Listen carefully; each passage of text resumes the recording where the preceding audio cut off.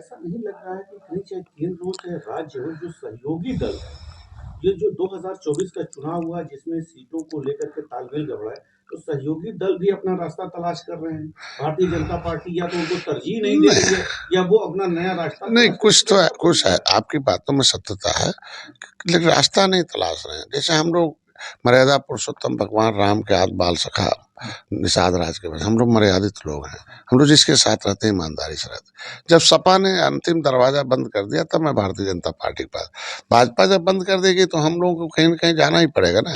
अगर आपने 2019 में हमें 24 में सीट नहीं दिया और नहीं दिया, प्रवीण जी को किस तरीके से उन्हीं के लोगों ने, भाजपा के लोगों ने उस ग्राउंड पर किस तरीके से चुनाव हरवाया।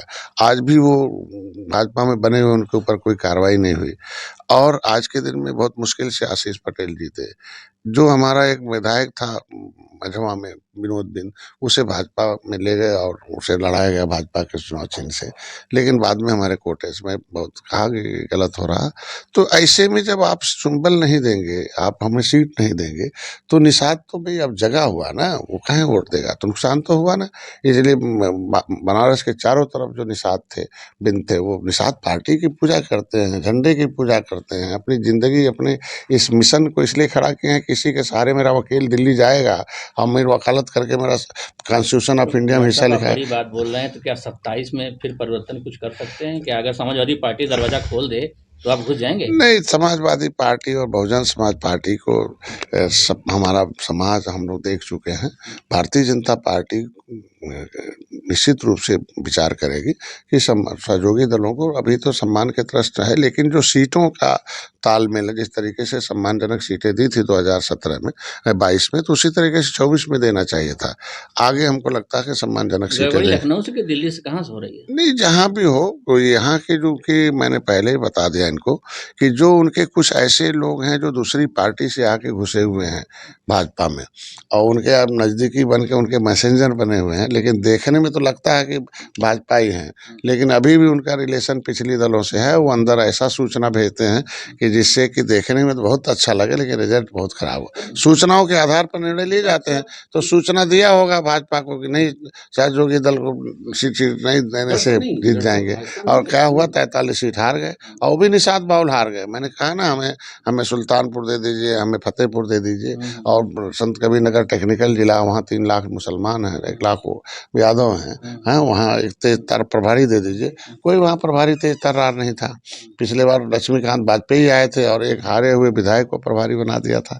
तो चुनाव तो कैसे जीतेंगे आप उनके लिए? तो ये कहने का मतलब कुछ नुकसान हुआ था पिछले बार। डॉक्टर साहब, एक चीज बहुत गंभीर चीजें आ रही हैं, जैसे आपने सहयोगी दलों की बात करी, तो सहयोगी दलों को संबल को बाइकाट करना भारतीय जनता पार्टी को कई भारी, कहीं ऐसा तो नहीं कि सहयोगी दलों को खत्म करने की नीति ये है कि सहयोगी दल खत्म नहीं? नहीं नहीं, ऐसा नहीं, अब खत्म नहीं, सहयोगी दलों का सम्मान बढ़ा है।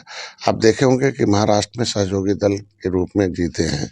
आपने देखा कांग्रेस भी सहयोगी दल के रूप में लेकर झारखंड में जीती है। सहयोगी दल के रूप में ही आप देखे होंगे कि हरियाणा जीत हुई। तो ऐसा नहीं, सहयोगी दलों का सम्मान भारतीय जनता पार्टी का लंबे समय से, और इस समय सहयोगी दलों का अहम भूमिका बढ़ा है। तो ऐसा भाजपा से हमको लगता है कि कोई गलती नहीं करे। अच्छा, ये बताइए, जिले की बात कर लेते हैं। अतरौलिया में ओम प्रकाश राजभर 3-4 महीने से डेटा डाले हुए, तो क्या लग रहा है कि इस बार की सीट आप ही लोग लड़ेंगे कि राजभर जी खत्म जाएगी? क्या कुछ लग रहा है ऐसा? अभी तो फिलहाल हम लड़े थे, और अच्छा हमको लगता है पूरे आजमगढ़ में जितना वोट मिला था भारतीय जनता पार्टी को हर सीटों पर, उसमें सबसे अधिक वोट हमें अतरौलिया में मिला था। अब अगर हमें सब भारतीय जनता पार्टी सत्ता में रह के अगर वोट नहीं बढ़ा सकती जो है 2022 में, तो हम कह रहे हैं कि हम तो सबसे ज्यादा वोट पाए हैं। तो फिर मेहनत कर रहे हैं तो अतरौलिया। चाचा सहयोगी दल है तो हर जगह मेहनत करें, तो हम भी मेहनत कर रहे हैं आज के दिन में।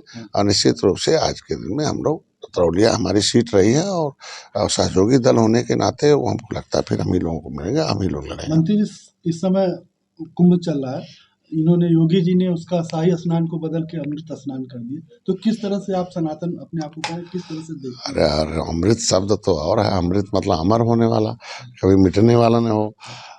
आज के दिन में तो प्रयागराज की धरती तो निषाद राज की धरती है, और धन्य कर दिया मोदी जी ने, योगी जी ने, कि 56 फुट की भगवान राम की निषाद राज की मूर्ति है।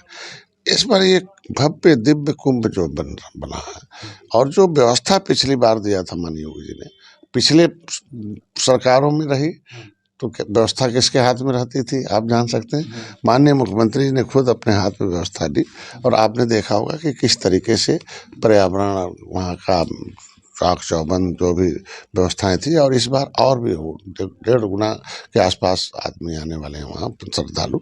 अब पूरी दुनिया के लोग आते हैं उसमें। हम तो पक्ष विपक्ष सबसे कहेंगे, भारतीय सभ्यता, दुनिया के लोग जिस देश में आते हों तो सभी को मिलकर उनका स्वागत करना चाहिए, सम्मान करना चाहिए, और प्रयागराज पर राजनीति नहीं होनी चाहिए। अच्छा मंत्री जी, सवाल ये है, जैसे कि विपक्ष ही लगातार ये कहता था इस सरकार में मुसलमानों के साथ ज्यादती हो रही है। संभल की मामला देख लीजिए, बहराइच का देख लीजिए, हर जगह जो है उनको दोषी ठहरा के उन पर कार्रवाई कुंभ में करना। जाने पर प्रतिबंध।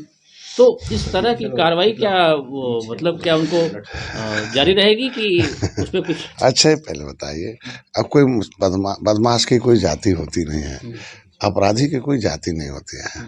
ऐसा नहीं है कि तो अपराधी अगर मुसलमान है तो मुसलमान से क्यों जोड़ा जाएगा। लेकिन अखिलेश जी तो कह रहे हैं ना कि जाति हो रही लगातार। नहीं, हर के दिन में उनके समय जब दंगा हुआ था मुजफ्फरनगर और जो कैराना पलायन था, वो तो आया ना रिपोर्ट किसकी वजह से दंगा हुआ था, और कैसे फोन गया था कि भाई शांत रखिए और कुछ और मर जाने दीजिए, हैं। तो ये तो फोन करके कराते रहे, और किसके समय दंगा फसाद होता था, हिंदू मुसलमान मरते थे।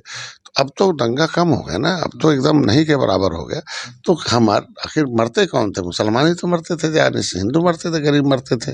अब तो दंगा। सच्चर कमेटी का रिपोर्ट ये कहती है कि सपा बसपा कांग्रेस के समय मुसलमानों की दशा बहुत खराब हुई, वो SC ST से भी उनकी दशा खराब है। तो दशा खराब करने के लिए मुसलमान क्यों उनके साथ रहेगा। भाई आज बीमार है, गरीब है, इलाज हम करा रहे हैं, मकान हम दे रहे हैं, अनाज हम दे रहे हैं, उनके बच्चे को हम लोग चाहते हैं कि मुसलमान भी इसी देश का है, धर्म बदल दिया है, उसके बच्चे भी डॉक्टर इंजीनियर बने, वो भी विकास की मुख्यधारा में आए, वो भी ठीक ठाक रहे। नहीं तो देख सकते हैं कि मुख्यमंत्री जी अच्छे हैं, सबके अभिभावक हैं और सबके मार्गदर्शक हैं, लेकिन कुछ अधिकारी ऐसे हैं जिनकी कि छोटी सी मतलब वो ऐसा चीज करते हैं जिससे कि वो नाराज हो जाए, वो पार्टी नाराज हो जाए, नेता नाराज हो जाए, उसके समर्थक नाराज हो जाए, नुकसान हो जाए। ऐसा हुआ है, तभी तो 43 सीट हारे हैं हम। नहीं तो हम सब 24 घंटे काम करते हैं, केंद्र में मोदी योगी सारी योजनाएं धरातल पर किया, हारने का कारण तो यही रहा ना। मंत्री जी, अभी कुछ लोग मिले, अभी इसी कक्ष में कुछ भारतीय जनता पार्टी के कार्यकर्ता, हो सकता है वो आपके भी कार्यकर्ता हो, उन लोगों ने स्पष्ट अभी कहा कि जिस तरीके से भ्रष्टाचार अधिकारियों में है उस पर नियंत्रण नहीं हो पा रहा है, इसलिए हो सकता है कि 27 का नुकसान हो जाए।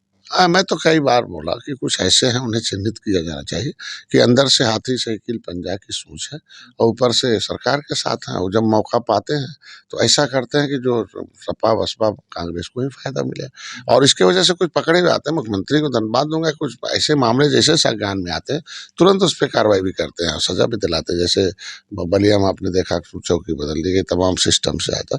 ऐसे कुछ अधिकारी हैं जिनको अभी प्लानिंग के तहत चिन्हित करके उन्हें महत्वपूर्ण पदों से हटाना पड़ेगा, नहीं तो नुकसान। आरोप लग रहा है कि उच्च अधिकारियों को पैसा नहीं पहुंचाया, इसलिए उच्च अधिकारियों ने ये पूरा प्लान किया। ये तो सिस्टम हर थाने पर चल रहा है, हर तहसील में चल रहा है, सिर्फ बलिया ही उसका मोहरा बन गया।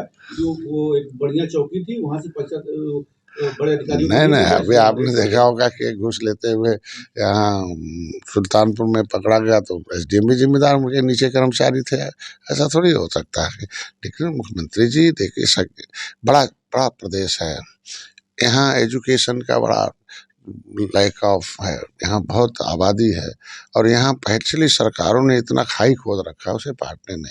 एक तो यहाँ धार्मिक, यहाँ सामाजिक, तमाम यहाँ राजनीतिक दल ऐसे हैं वो जाति संघर्ष करा के, धार्मिक संघर्ष करा के ही जिंदा रह सकते हैं, तो वो ऐसे उभारते रहते हैं। वो अधिकारी उनके हैं, ये पीछे की सरकारों ने। आरोप आप भी लगता है कि संभल वाली जो मस्जिद विवाद चल रहा है वो भाजपा की कर रहा है, सरकार नहीं, ऐसा नहीं, हमारे हर मंदिर के नीचे मस्जिद खोदी जा रही है। देखिए, पुरातत्व विभाग एक है जिसकी जिम्मेदारी है, वो विभाग ही ऐसे बना है, कॉन्स्टिट्यूशन ऑफ इंडिया ने बना रखा है। अगर पुरातत्व विभाग आज स्वतंत्र होकर अपने काम कर रहा है तो उसमें हम क्यों रुकावट बने भाई। पिछली सरकारों ने उसे रोक रखा था, इसलिए लोग सोचते थे कि कुछ नहीं है, आज हमारी सरकार करा रही है। करा नहीं, वो विभाग ऐसा है कि जिनको पैसे दिए गए हैं, जिनको बजट दिए गए हैं, जिनके अधिकारियों को कहा गया कि भाई आप स्वतंत्र हो, अपना काम करो, रिजल्ट दो। इस प्रदेश देश हमारी है, ये भारतीय संस्कृति हमारा है, तो पुरातत्व विभाग की जिम्मेदारी बनती है ना कि वो जितने भी